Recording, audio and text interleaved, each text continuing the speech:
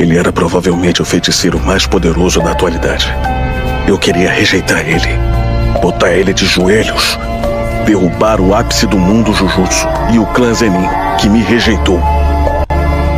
Por uma autoafirmação idiota, eu me desviei da minha essência. Foi nesse momento que eu perdi. Eu não tinha abandonado esse orgulho, não respeitar a mim e nem a mais ninguém. Foi essa a decisão que eu tomei, não foi?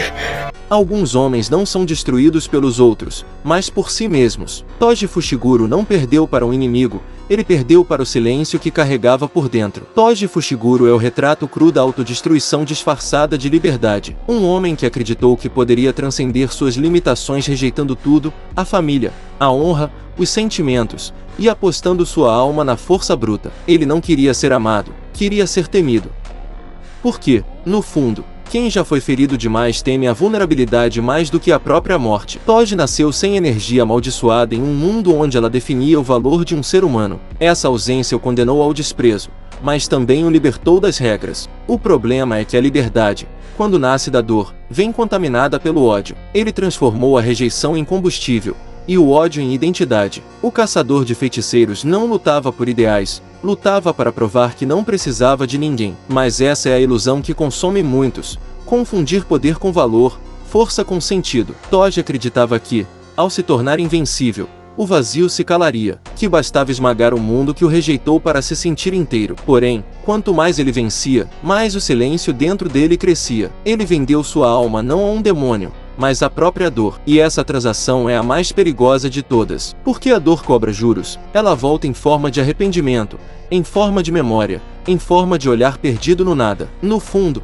Toji não é um vilão. Ele é um espelho, o reflexo daquele que um dia acreditou que sentir era fraqueza, que amar era perda de tempo, que o mundo era uma arena onde só o mais frio sobrevive. Mas o preço de matar a sensibilidade é perder a humanidade. E Toji, ao buscar ser mais que humano, acabou se tornando menos. O homem que vendeu sua alma pela força descobriu tarde demais que a força sem propósito é apenas outra forma de prisão.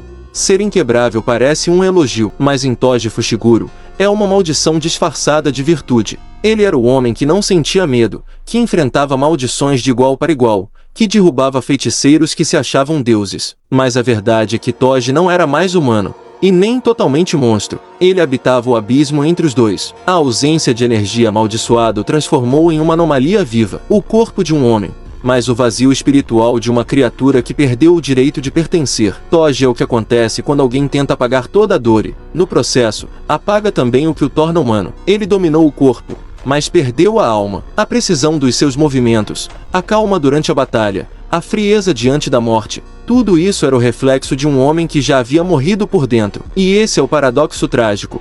Quanto mais ele se afastava da dor, mais se aproximava do vazio. O mundo via como um predador, um guerreiro lendário que parecia inabalável. Mas o que poucos entendem é que a frieza extrema não é força, é anestesia. Toji era um sobrevivente da própria indiferença. E quem vive anestesiado nunca sente a vitória, apenas o alívio momentâneo de ainda não ter sido derrotado. Entre monstros e humanos, Toji escolheu ser a arma. E uma arma não tem passado, nem futuro, só um instante em que corta. Mas no fundo, em algum lugar enterrado dentro dele, ainda existia o eco do homem que um dia quis ser aceito.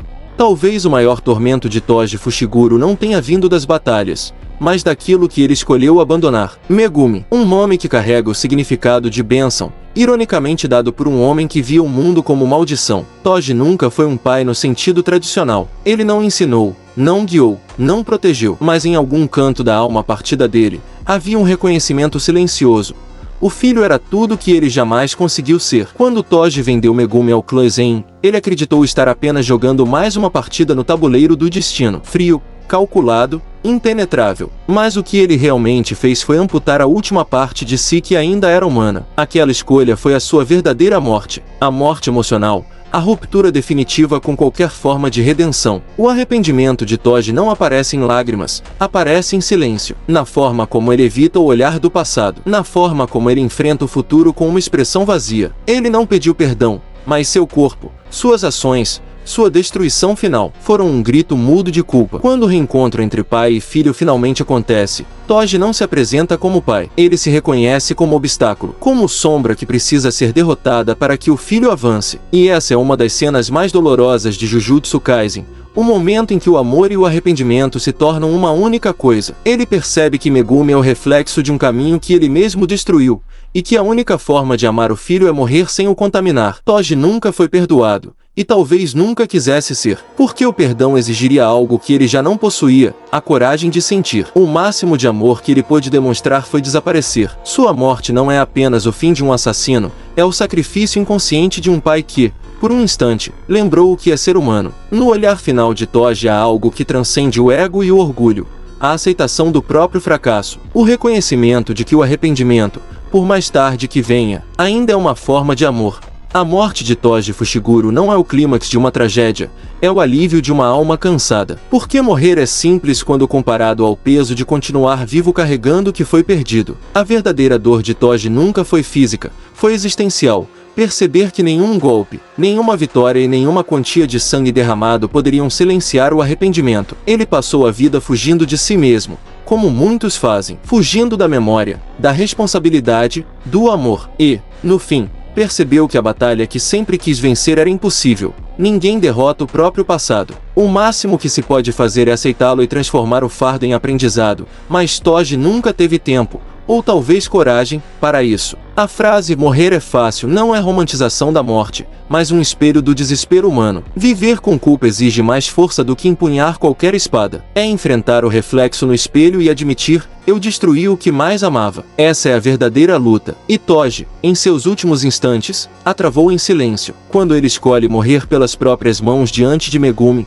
não o faz por covardia, faz por lucidez. Ele entende que sua existência corrompida não tem mais lugar no mundo do filho. E, naquele gesto, há um tipo estranho de amor, o amor que se expressa em renúncia. Toji morre para que Megumi viva sem carregar a sombra dele. Talvez essa seja a lição final de Toji Fushiguro. O reconhecimento de que a força sem direção leva à destruição, e que a verdadeira redenção nasce quando se escolhe parar de ferir, mesmo que isso custe a própria vida. Toji é o lembrete de que o arrependimento não redime o passado, mas ilumina o que ainda pode ser salvo. Ele não teve salvação, mas se tornou o símbolo do que acontece quando o poder é buscado sem propósito, e da dor que vem quando se percebe tarde demais o que realmente importa. No fim, Toji nos ensina uma verdade brutal. Não é a morte que nos assombra, mas aquilo que ainda poderíamos ter sido.